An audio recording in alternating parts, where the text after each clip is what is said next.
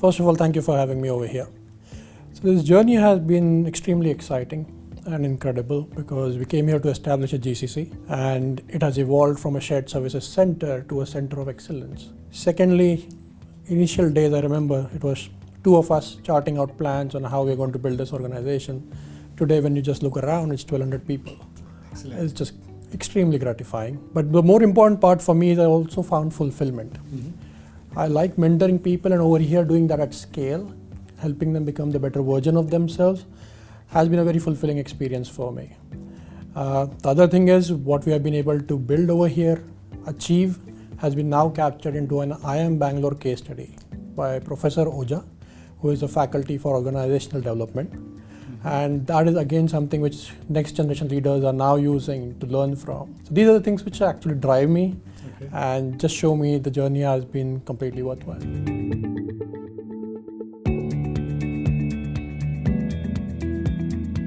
You're actually taking me on a trip down the memory lane, which I appreciate. So first and foremost, when it came to setup, we realized cultural integration was one of the things we have to address very early on. So we have institutions in North America, Central America, most of Europe, Asia. And then over here we have the Indian culture of operating, and we had our own operating model. How do we align all of those together was the key question we had to answer. So we sat down with our stakeholders and we identified the key components which will help us to deliver on that.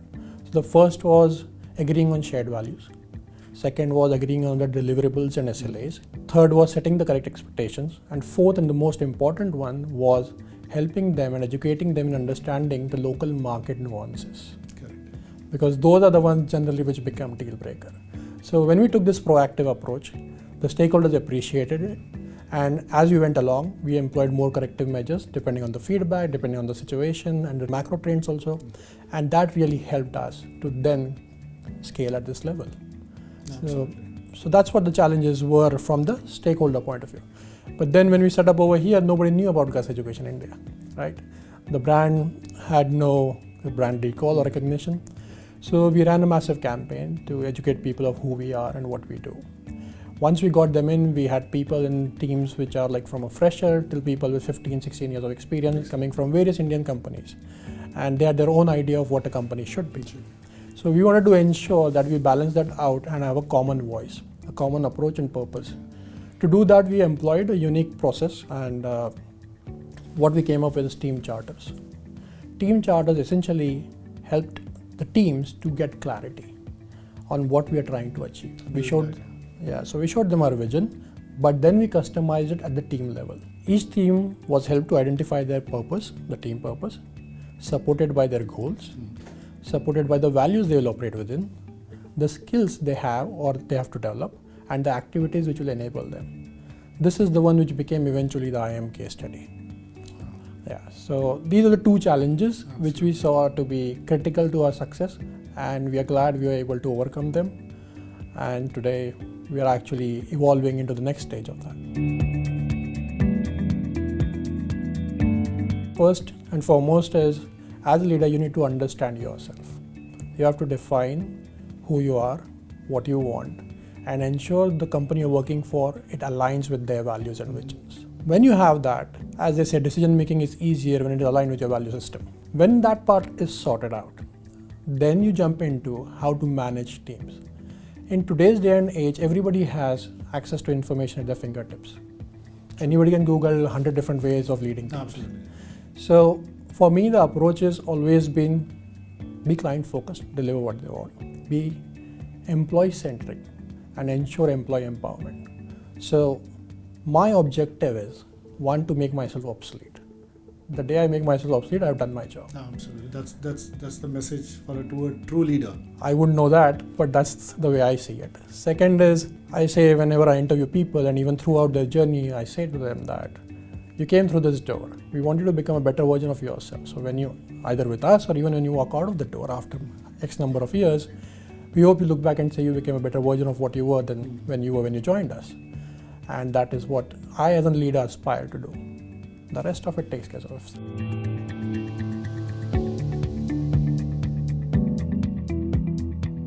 Thankfully, we live in a very dynamic world. Not only micro but macro trends are actually happening so fast that's very hard to know what will happen tomorrow. So educating yourself continuously helps you to broaden your own perspective. That gives you new ideas. That gives you new direction.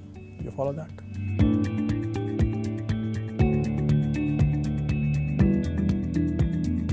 So innovation forms the cornerstone of our approach. It is also a result of our core value, continuous improvement.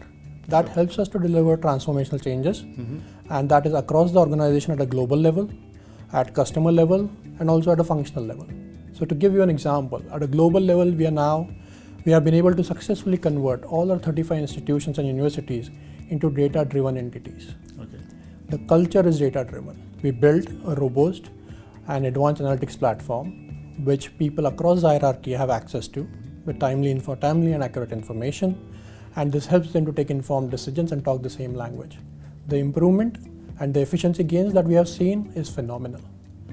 On the customer side, we have gone through a massive exercise of digital transformation, where we not only capture the technology, marketing, sales, and the various other functions that we have, their technology stack and their processes also, but also looked at our people skills and what is it that we need to merge to be digitally enabled organization. Okay. So that has helped us to create an extraordinary omni-channel customer experience. On a functional level, for example, sales, we have an array of AI tools which are enabled to help the sales agents and executives, and we have successfully been able to get in touch at record speed with interested leads and potential students, and also have machine-led conversations with them, which was not possible about 2 years ago. So innovation is what drives us, and continuous improvement is what enables us.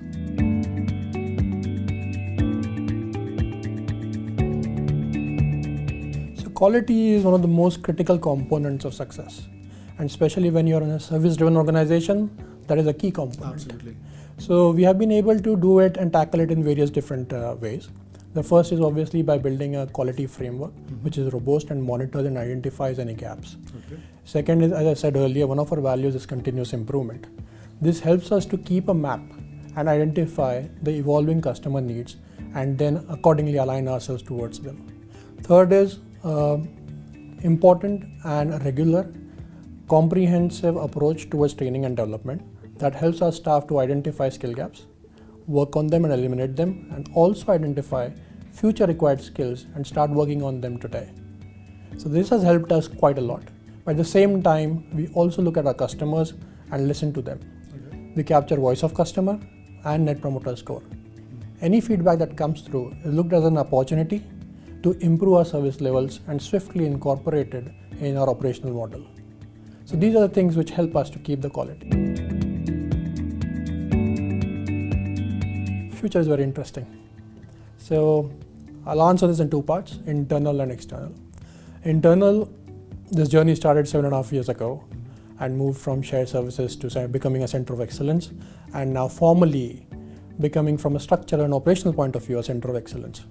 So this helps us in two ways. One, delivering a better service and enabling our clients to tell us what they want more and help us to deliver on those, build those solutions, architect them and deliver them. Second, it also gives our employees cross-functional access to movement across departments and more opportunities, which was not that clear before. This helps us to do that. Yeah. So on the third part, which is the external part, over the years we have developed a catalog of 35 services. Okay. Not only that, we have also become an expert in migrating processes, in establishing them over here, in building them at scale, and then making future-proofing them through the various skills that we employ internally with our employees. Now that helps us to have this huge body of knowledge to then capitalize on and take it to the outside world, outside GUS. So we have created a huge impact internally in the higher education industry. Now we want to extend that to non-GUS institutions and provide them these services. Especially if you look at higher education, people in academic side really don't want to do marketing, analytics, sales. These are quite difficult things to adapt to. So our proposition is, we have done this at scale. We have done it for 35 times. We are happy to do it for you while you can focus on your core job, which is essentially educating the next generation.